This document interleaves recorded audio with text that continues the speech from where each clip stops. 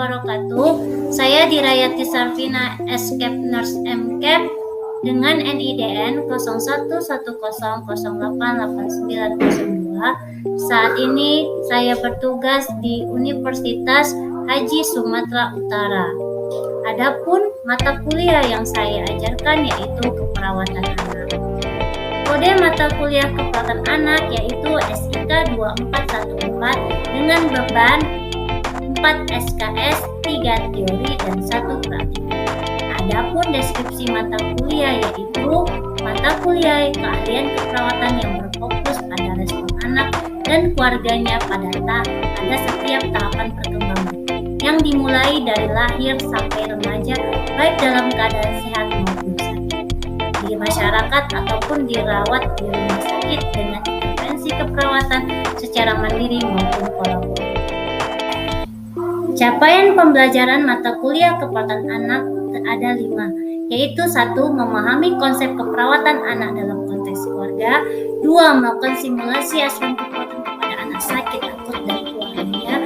3. Mendemonstrasikan intervensi keperawatan baik mandiri maupun kolaborasi. 4. Mampu menjalankan fungsi advokasi bagi anak dan keluarga untuk mempertahankan hak klien. 5. Mampu melakukan kerjasama dengan sumber kesehatan yang ada di masyarakat, mendokumentasi pengkajian MTBS, mendemonstrasikan pengobatan MTBS. Tim dosen pada mata kuliah keperawatan anak yaitu terdiri dari 1. Yuliatil Adawiyah Escape Nurse MCAP, 2. Saya sendiri Dirayati Sarvina Escape Nurse MCAP, 3. Sri Miss Reni Escape Nurse MCAS, dan Haja Juwida Escape Nurse MCAS. Adapun bahan kajian keperawatan anak yang saya ajarkan yaitu konsep tumbuh kembang, konsep komunikasi pada anak, konsep hospitalisasi dan bermain, serta konsep imunisasi. Saat ini saya akan memberikan contoh proses belajar mengajar mengenai materi komunikasi pada anak.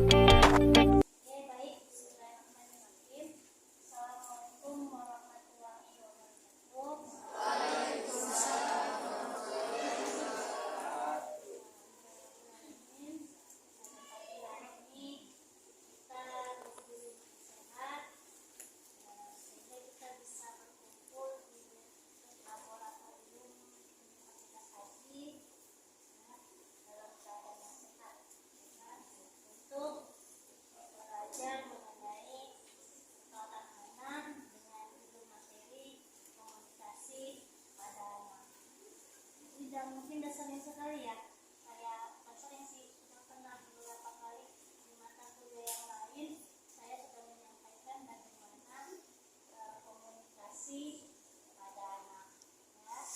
Hanya saja di sini di keperawatan anak, bukan di mata kuliah komunikasi dan keperawatan. Jadi kalau di keperawatan anak itu berarti kita memang sudah melakukan teknik komunikasinya dengan pembelajaran kita pada pagi hari ini, yaitu yang pertama mengetahui bagaimana teknik komunikasi pada anak, kemudian bagaimana pendekatannya dan bagaimana aplikasi komunikasi pada anak di pelayanan keperawatan. Jadi itu ya tujuan yang mau kita capai. Sebelum kita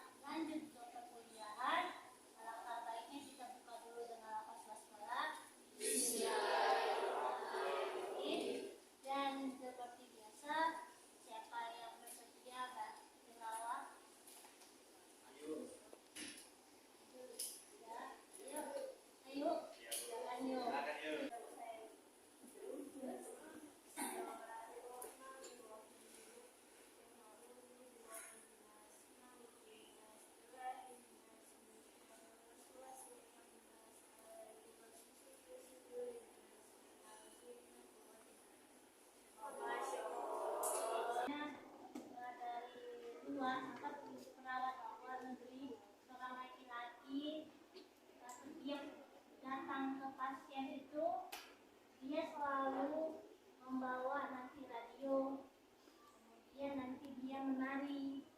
Jadi itu rata-rata pasien kanker sih yang dirawatnya itu merasa senang dengan yang dia lakukan sebelum melakukan tindakan keperawatan ataupun sebelum dia menyapa pasiennya. Jadi sambil menyapa pasien, sambil mungkin mau visit ya, visit apa kabarnya gitu kan. Jadi itu dia nyetel, jadi itu di troli alat pengawasannya di bawah tuh nggak ada radio.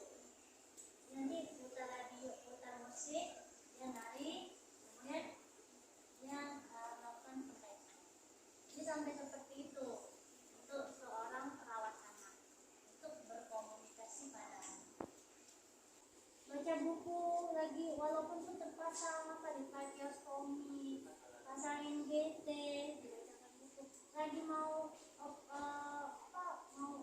menunggu operasi, sampai seperti itu. Kemudian tur ke ruang operasi, tur ke ruang dokter, jurnal perjalanan di rumah sakit lah.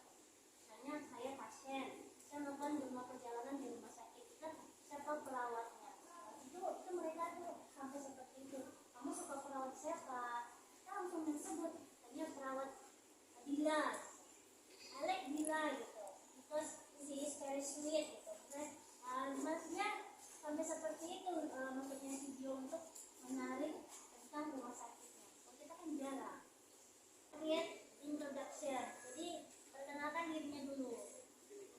Nah, ya perkenalan jangan kayak formal sekali lah sama anak-anak. Halo, saya Kadira, saya dari sini. Jadi saya seperti pendengaran itu menciptakan bonding ataupun ikatan. Karena anak-anak tahu lah dia belum percaya dengan lingkungan lain selain rumahnya dan orang tuanya. Then address parent or adult by their appropriate title. Jadi juga ada orang tuanya ketika kita mau perkenalan. Then record the preferred name on MS. Catat nama yang disukainya di MS. Jadi misalnya nama di MS-nya itu ada nama lengkapnya, saya Sally aja. Suka yang apa gitu? Ada apa? Kemudian include children in the interaction. Example asking their name, age, tanya namanya siapa, usianya berapa tuh. Gak hanya dari orang tua, siapa nama anaknya bu? Tapi kita juga libatkan dia. Namanya siapa? Usianya, sekolah mana, udah besar, udah kelas berapa.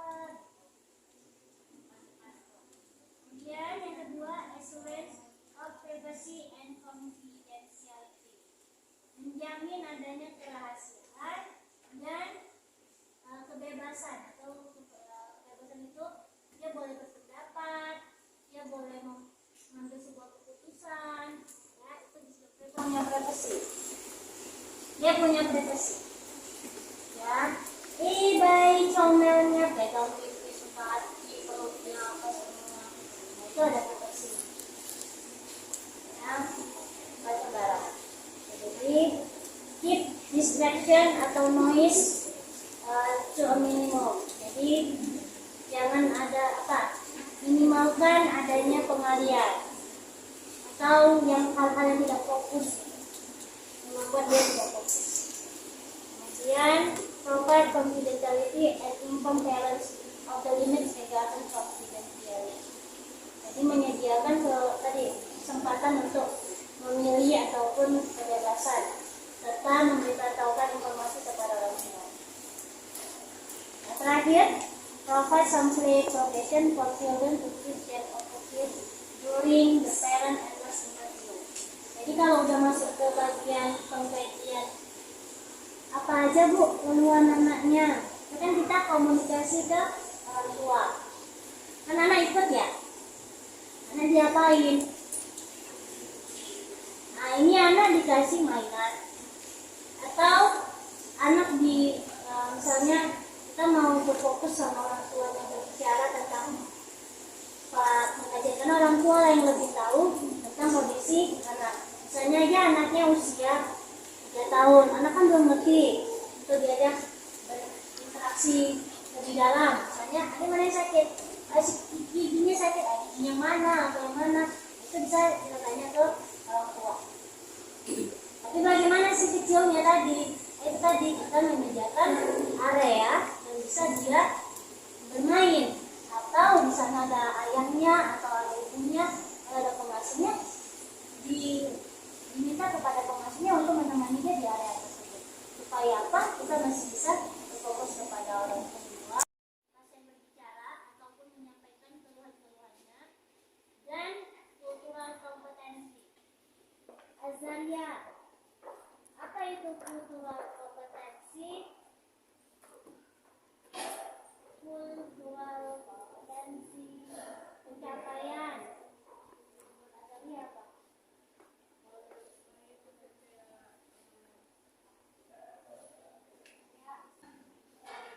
Kepribadian, oke. Di belakang, di sebelah Umi sana kan sini. Umi,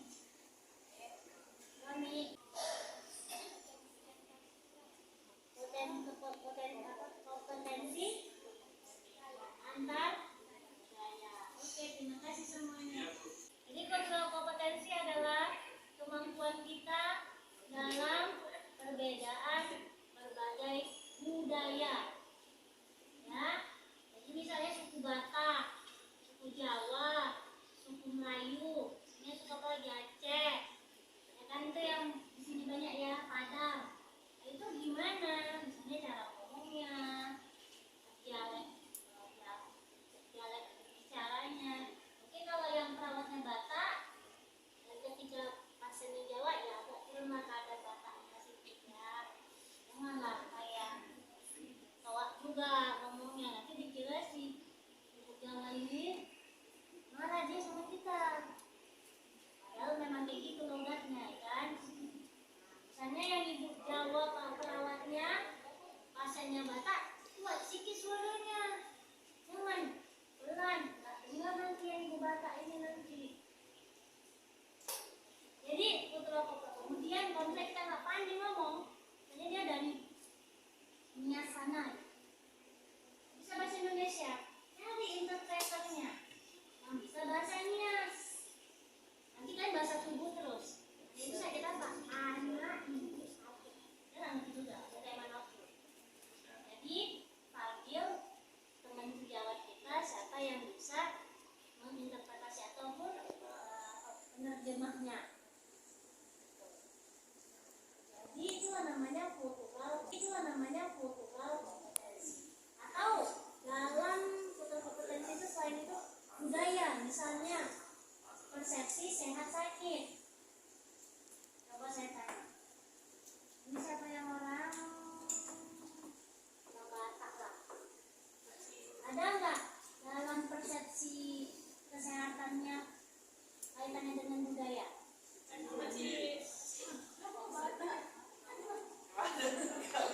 Batak atau yang Jawa atau yang mana dari kebudayaannya? Kalau misalnya ke rumah sakit, nggak usah lah ke rumah sakit, ngapain? Nanti obat-obat herbal aja udah. Ayo dulu, coba cerita seri. Misalnya ke anak-anak, contohnya kalau misalnya sakit, ada adiknya sakit, anak tetangganya sakit, kalau pakai buku kebudayaan, saya dia mencret. Mau usah ke rumah sakit ngapain? Kakinya aja sembuh gitu. Itu kan budaya tuh. Hah? Kalau kau itu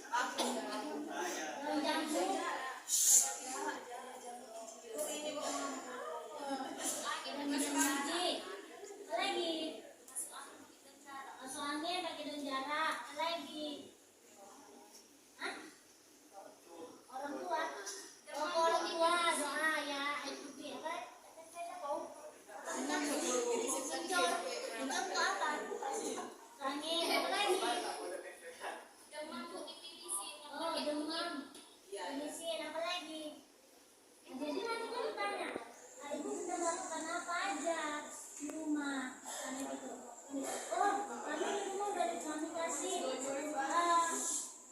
balur minyak sama bawang. Tapi nggak temen-temen juga sus. Terus habis itu kami udah kasih tadi ya daun jarang, kami bakar, kami taruh di perut. Tapi nggak mentalnya berkurang, itu kan esensi deh. Kita dengerin, bukan bilang itu salah dong. Ini kalau dari mana? Itu gitu-gitu. Dari kemen dari apa? Itu dari turun temurun katanya. Jadi itu harus kita terima. Tadi saya bilang, kemudian bersikap empati, dan terakhir menggunakan teknologi. Kajian terlebih dahulu sebagai seorang guru. Kemudian komunikasi pada anak. Yang pertama, usahakan agar anak nyaman. Kedua, isyarat tubuh yang dapat mengancam anak. Jadi pas ngomong sama anak, jangan ada isyarat tubuh yang mengancam. Tahu apa lagi? Ungkapkan. Jadi itu kita ya happy ya. Kemudian berkomunikasi dengan objek transisi seperti boneka. Ini udah pernah saya ceritain yang saya nonton film. Yaitu seorang jaksa untuk mencari tahu dia korban pelecehan seksual dan dia tidak mau ngomong. Caranya dengan apa? Melalui boneka. Ya, boneka diajak menari. Yuk kita menari seperti boneka ini.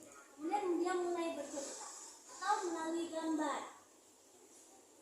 Jadi itu cara berbicara atau menyampaikan perasaan dari seorang anak. Jadi kita bisa melakukan seperti itu. Karena anaknya diam saja. Bonekanya dua gitu, satu boneka dokter, satu boneka pasien. Nah, ini dia mulai tertarik, dia pasti akan ikut. Jadi seperti itu. Memposisikan pada level yang sama, kemudian berikan kesempatan pada anak yang lebih tua kesempatan untuk berbicara tanpa keberadaan orang tua. Nah, ini kayak yang sudah remaja atau usia sekolah, ya sudah bisa kita diskusi ke mereka. Kemudian di Hanes, speak clearly, be specific, and use simple words and short sentence. Kalau sama anak, sedikit pernyataan, kemudian bahasanya jelas, mudah dimengerti. Jadi seperti itu, ya. Pada remaja, saya nggak dari bayi. Kemudian kalau dunia harus melakukan pendekatan terlebih dahulu, dan itu prosesnya lumayan panjang, kayak first issue gitu, saling membina first issue. Punya hubungan saling percaya. Nah, gitu lah Bu. Terus kalau udah percaya baru dia mau bicara, biasanya gitu. Tandanya kamu masih remaja. Masih remaja Bu. Masa kamu masih remaja? Remaja akhir ya? Awal. Kamu senangnya orang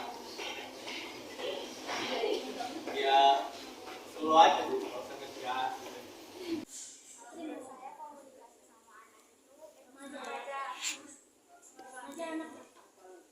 Apalagi remaja-remaja awal itu agak susah, kita harus melakukan pendekatan terlebih dahulu, membina hubungan saling percaya.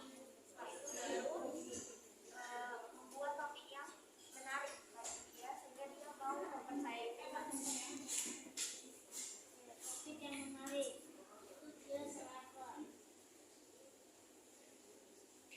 Bisa berkomunikasi dengan mereka.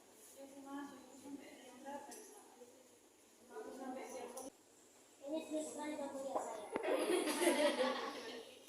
Kalau kamu gimana dok?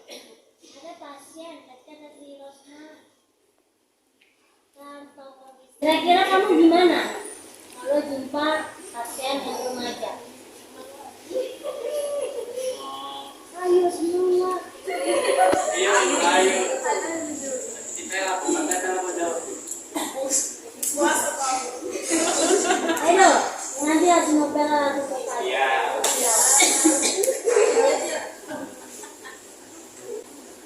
SPD Bu. Selesai.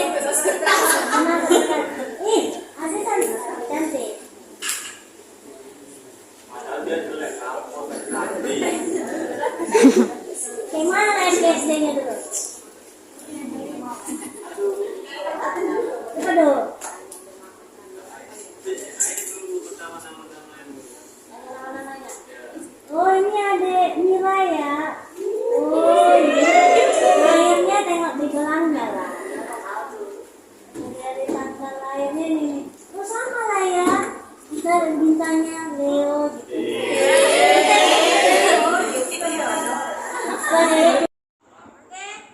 Saya berharap pembelajaran komunikasi anak pada hari ini bisa kalian terapkan.